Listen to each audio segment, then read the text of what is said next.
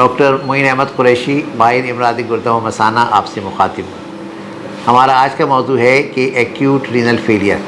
देखिए, अस्पताल में कोई भी शोबा हो, वहाँ का मरीज़ जो है वो एक्यूट रीनल फेलियर डेवलप कर सकता है।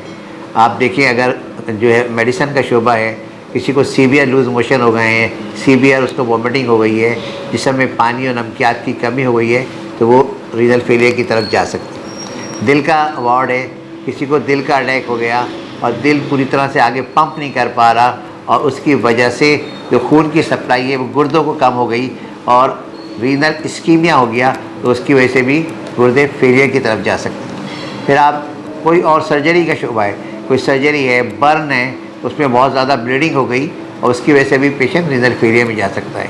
गायनी का वार्ड है, गायनी के शोबे के अंदर किसी को जो है डिलीवरी हुई, किसी को पोस्टमार्टम हेमरेज हुआ और बहुत सीवियर ब्लीडिंग हो गई, उसमें खून की कमी हो गई, तो भी गुर्दों को जितना खून मिलना चाहिए था उतना खून गुर्दों को नहीं मिल सका और गुर्दे फेलियर की तरफ चले गए।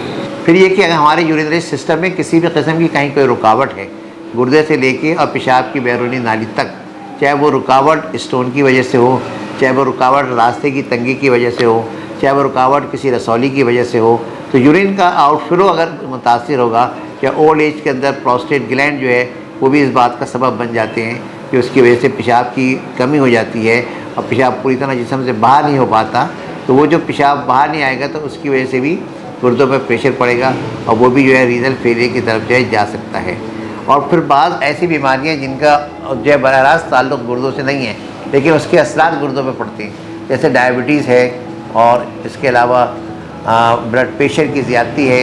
ये दोनों चीज़ें ऐसी हैं कि अगर इनको प्रॉपर कंट्रोल ना किया जाए तो ये सबसे बड़ी वजूहत हैं गुर्दे के फेल होने की वजह से। तो ये गुर्दे के फेल होने की तरफ जो है गामजन होंगे। तो इसलिए हमें हर किसी के साथ कोई ऐसा मामला पेश आए उसको लाइटली ना लें, उसका फौरी तदारुक करें। किसी के अगर स्टोन है तो ये ना समझे कि स्टोन तकलीफ़ नहीं दे रहा तो पड़ा रहे तो कोई बात नहीं, वो स्टोन जो है कल को रीनल फेलियर का सबब बन सकता है। किसी के अंदर कोई पेशाब में खून आ रहा है, कोई रसौली वगैरह है, तो उसका भी हर वक्त तदारुक किया जाए।